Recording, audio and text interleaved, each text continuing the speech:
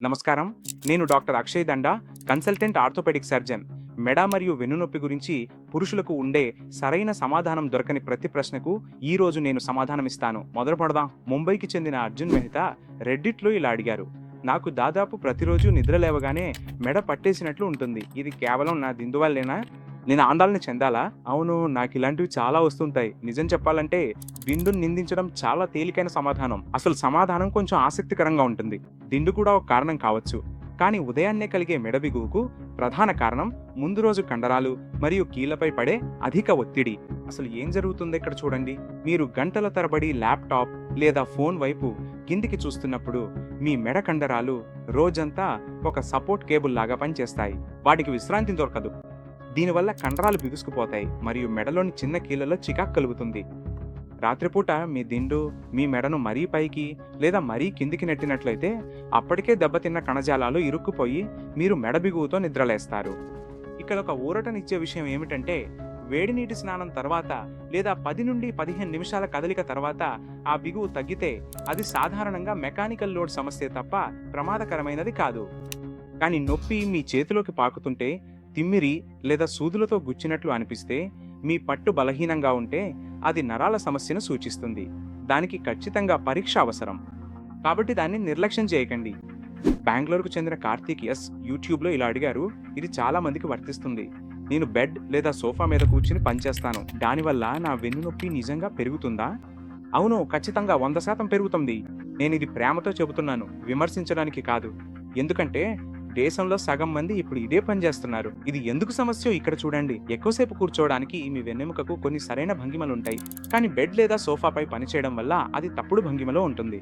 Sofa లేదా bed మీద మీ pelvis వెనక్కి వంగుతుంది, మీ నడుము భాగం గుండ్రంగా మారుతుంది. దీనివల్ల నడుము కింది భాగంలోని డిస్క్ మరియు లిగమెంట్స్ పై ఒత్తిడి పెరుగుతుంది. అదే సమయంలో స్క్రీన్ చూడటానికి మీ మెడ ముందుకు జరుగుతుంది, కాబట్టి మెడ కండరాలు కూడా అతిగా శ్రమిస్తాయి. ఇక్కడ సమస్య 1 గంట గురించి కాదు, 1 గంట అయితే పర్వాలేదు. వారంలో ప్రతిరోజు 6 నుండి 10 గంటల పాటు ఇలాగే ఉండటమే అసలు సమస్య. మీ శరీరం ఆ తప్పుడు భంగిమకు అలవాటు పడిపోతుంది. మీ హిప్ ఫ్లెక్సర్లు బిగుసుకుపోతాయి, మీ గ్లూట్స్ పనిచేయడం ఆగిపోతాయి. ఆపై సాధారణ పనులు చేసినా మీ వెన్ను బలహీనంగా అనిపిస్తుంది. నొప్పి పదే పదే వస్తున్నా లేదా వారంలో ఎక్కువ రోజులున్నా, అది తక్కువగా ఉన్నా సరే వెంటనే స్పందించండి. తక్కువగా ఉన్నా నిరంతరం ఉండే నొప్పి ఒక హెచ్చరిక లాంటివి. ఢిల్లీకి చెందిన రోహిత్ శర్మ ట్విట్టర్లో ఇలా పోస్ట్ చేశారు: పెయిన్ కిల్లర్ వేసుకుంటే నా వెన్నునొప్పి తగ్గుతుంది, కానీ 2-3 వారాల్లో మళ్ళీ వస్తుంది. ఇది చాలా మందిలో కనిపిస్తుంది. ఎందుకు? నేను సాధారణంగా చూసే అత్యంత సాధారణ సమస్య ఇదే. ఇది చాలా విసుగు కలిగిస్తోంది, ఎందుకంటే నొప్పి తగ్గుతున్నట్లు అనిపిస్తోంది, కానీ నిజానికి అది వాయిదా పడుతోందంతే. పెయిన్ కిల్లర్లు నొప్పి సంకేతాలను మరియు వాపును తగ్గిస్తాయి, కానీ అవి సమస్యను శాశ్వతంగా పరిష్కరించవు. అసలు కారణం కోర్ మరియు హిప్ కండరాల బలహీనత. కూర్చోవడం వల్ల బిగుసుకుపోయిన హిప్స్ లేదా తప్పుడు కదలికలైతే ఆ సమస్య అలాగే ఉంటుంది. మీరు మళ్ళీ పాత జీవన శైలికి మారిన వెంటనే నొప్పి మళ్ళీ మొదలవుతుంది. దీన్ని లీక్ అవుతున్న ట్యాప్ లాగా ఊహించుకోండి. మీరు ప్రతిరోజు నేలను తొడవవచ్చు, కానీ ఆ ట్యాప్ రిపేర్ చేయకపోతే నీరు కారుతూనే ఉంటుంది. వైద్యపరంగా నాకు ఆందోళన కలిగించే విషయం ఇది చాలా ముఖ్యం. ప్రజలు నెలలు, సంవత్సరాల తరబడి ఈ సమస్యను పునరావృతం చేస్తారు. కాలక్రమేణా మీ నాడీ వ్యవస్థ మరింత సున్నితంగా మారుతుంది. నొప్పి మళ్ళీ వస్తే మధ్యలో తగ్గినా వెంటనే స్పందించండి. ఇది కేవలం ఉపశమనం కాదు, సరైన ప్రణాళిక అవసరమని సంకేతం. పూణేకు చెందిన నిఖిల్ యూట్యూబ్లో కామెంట్ చేశారు: మరియు నేను దీని గురించి చాలా జాగ్రత్తగా వివరించాలనుకుంటున్నాను. నాకు ఎంఆర్ఐ అవసరమా? నాకు స్లిప్ డిస్క్ ఉందని అందరూ అంటున్నారు. సరే, ముందు ప్రశాంతంగా ఊపిరి తీసుకోండి. భారతీయ ఆరోగ్య సంరక్షణలో స్లిప్ డిస్క్ అనేది అతిగా వాడబడే, సరిగ్గా వివరించబడని పదాలలో ఒకటి. అసలు ఏం జరుగుతుందో నేను మీకు వివరిస్తాను. ఎటువంటి ప్రమాద సంకేతాలు లేనప్పుడు చాలా మందికి వెంటనే ఎంఆర్ఐ అవసరం లేదు, ముఖ్యంగా మొదటి కొన్ని వారాల్లో. ఎందుకో ఇక్కడ ఉంది. ఎంఆర్ఐ నిర్మాణాన్ని చూపిస్తుంది, నొప్పికి గల కారణాన్ని ఖచ్చితంగా చూపించకపోవచ్చు. చాలా మందికి ఎంఆర్ఐలో డిస్క్ ఉబ్బినట్లు కనిపిస్తుంది, కానీ అసలు నొప్పి ఉండదు. కాబట్టి మనం చాలా త్వరగా స్కాన్ చేస్తే భయపెట్టేలా ఉండే అరుగుదల కనిపిస్తుంది. అది భయాన్ని పెంచి పరిస్థితిని మరింత దిగజార్చుతుంది. ఒక సరైన పద్ధతి: మొదట హిస్టరీ, పరీక్ష మరియు నరాల తనిఖీ. నొప్పి తగ్గుతుంటే సాధారణ చికిత్సను కొనసాగించండి. క్రమబద్ధమైన పునరావాస ప్రయత్నం తర్వాత కూడా నొప్పి తగ్గకపోతే లేదా నరాల సంకేతాలు లేదా ప్రమాద సూచనలు ఉంటే అప్పుడు ఎంఆర్ఐ ముఖ్యమవుతుంది.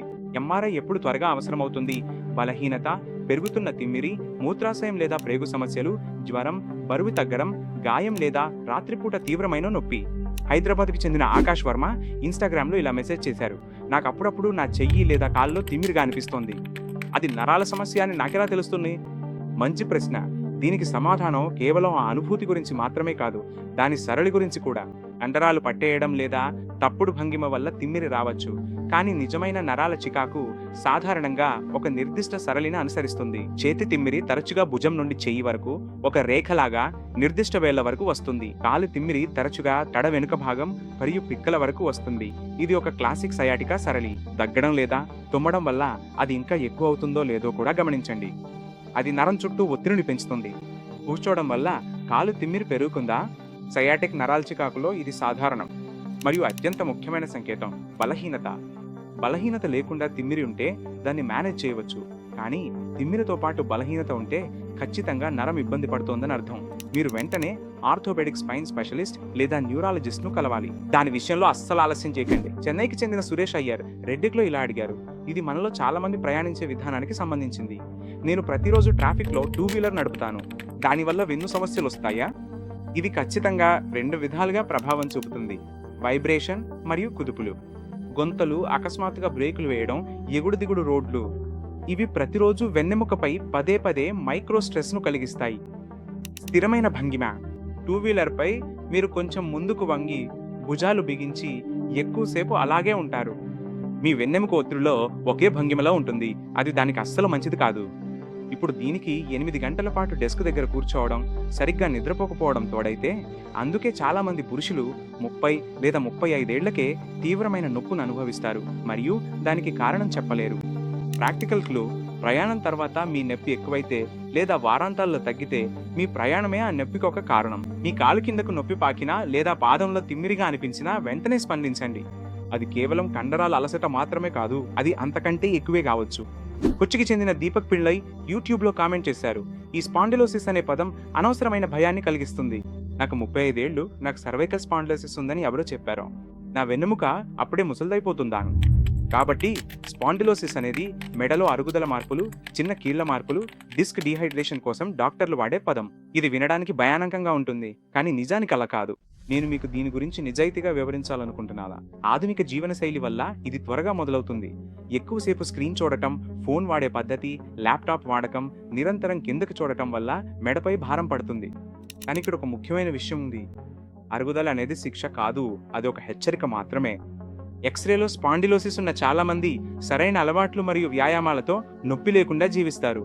ఎందుకంటే లక్షణాలు పనితీరుపై ఆధారపడి ఉంటాయి, కేవలం ఎక్స్రే చెప్పేదానిపై కాదు. చేతులు సరిగ్గా పనిచేయకపోవడం, బ్యాలెన్స్ సమస్యలు, తరచుగా పడిపోవడం లేదా తిమ్మిర్లు రావడం, ఇవి వెన్నుపాముపై ఒత్తిడిని సూచిస్తాయి మరియు వెంటనే పరీక్షించుకోవాలి. మిగతావన్నీ సరైన పద్ధతిలో నయం చేసుకోవచ్చు. నాగ్పూర్కు చెందిన రాహుల్ దేశాయ్ ఇలా ట్వీట్ చేశారు.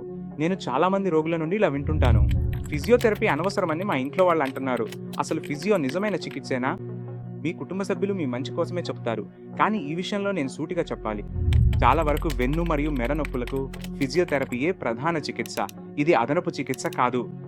ఎందుకంటే అసలు సమస్య కండరాల బలహీనత, కూర్చోవడం వల్ల కలిగే బిగువు, తప్పుడు కదలికలు మరియు నరాల వ్యవస్థ సున్నితత్వం వల్ల వస్తుంది. ఫిజియో అంటే కేవలం ఇంట్లో చేసే వ్యాయామాలు మాత్రమే కాదు.